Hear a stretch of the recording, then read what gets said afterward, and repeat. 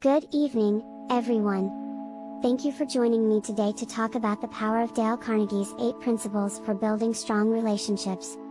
These principles are not just about being a successful business person or a charismatic leader. They're about being a better friend, family member, and human being. Let's start with the first principle: avoid criticizing or condemning others. It's easy to criticize or find fault in others, but that kind of negativity can damage relationships and erode trust. Instead, focus on the positives and try to understand the other person's perspective. For example, if your coworker is consistently late to meetings, don't criticize them for being lazy or unprofessional. Instead, ask them if everything is okay and if there's anything you can do to help them be more punctual. The second principle is to praise honestly and sincerely. Everyone loves to be appreciated, and sincere praise can go a long way in building a strong relationship. But it's important to be specific and genuine with your compliments. For example, instead of just saying "good job" to your friend who completed a project, you could say, "I'm really impressed by how thorough and creative you were in your approach. Your hard work really paid off." The third principle is to arouse the other person's aspirations. By encouraging and supporting someone's dreams and ambitions, we can build a deeper connection and help them achieve their goals. For example, if your sibling wants to become a musician, you could help them find gigs or connect them with other musicians in the industry. By showing interest and enthusiasm for their goals, you can help them stay motivated and focused. The fourth principle is to make the other person feel important. People want to feel valued and respected, and treating them with dignity and showing interest in their lives can go a long way. For example, if your partner has had a tough day at work, you could listen actively to their concerns and offer emotional support. By showing that you care about their well-being, you strengthen your bond and show that they are important to you.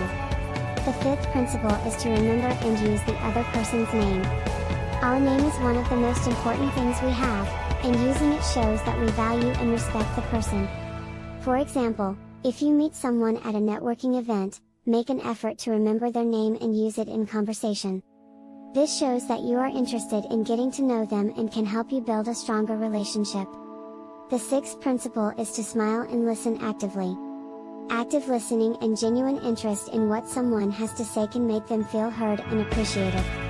For example, if your friend is going through a tough time, you could offer a listening ear and show empathy.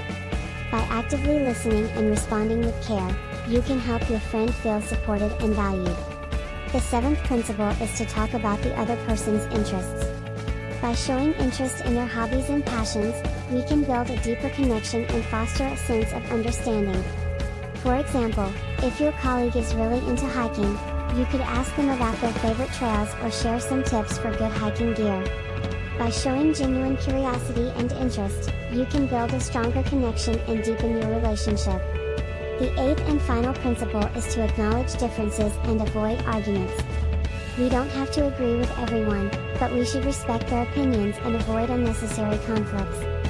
For example, if you and your friend have different political views, you could acknowledge your differences and focus on the things you have in common, such as your shared love of cooking or movies.